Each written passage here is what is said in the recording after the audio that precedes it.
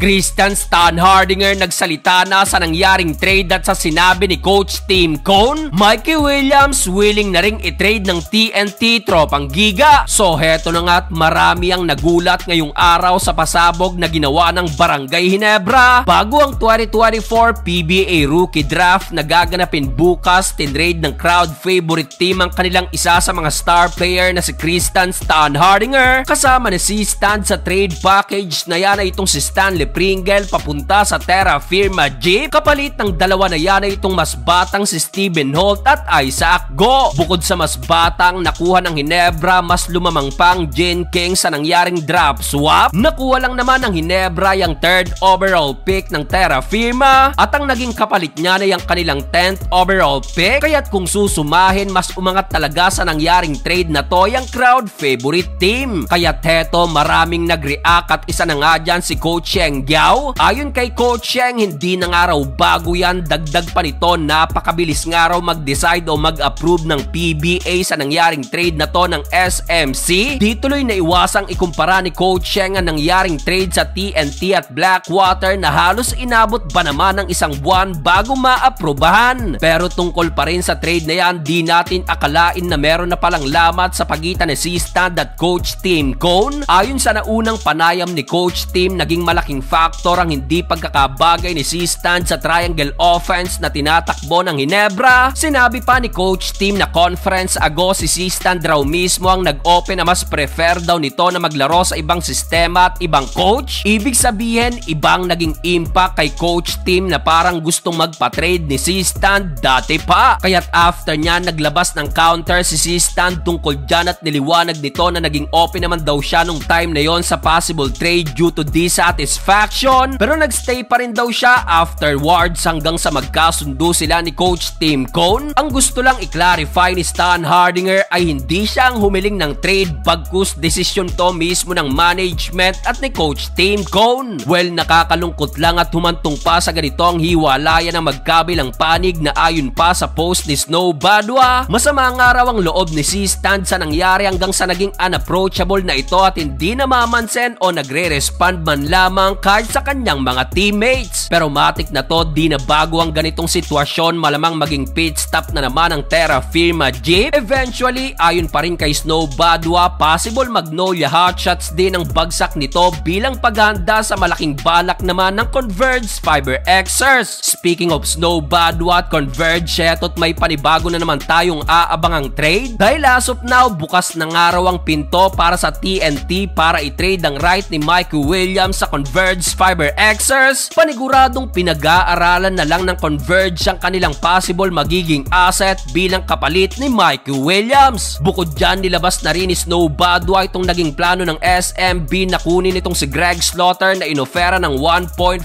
million a month, pero tinanggihan nga lang daw yan ni Greg Sila at ngayon Converge naman ang may gusto kay Slaughter na papabor pa sa 7-footer big man against SMC. Kaso ito naman ang problema dahil hawak ng Northport Batang Pierre ang rights ni Greg Slaughter. Ibig sabihin, matinding chess match ang nangyayari ngayon sa PBA.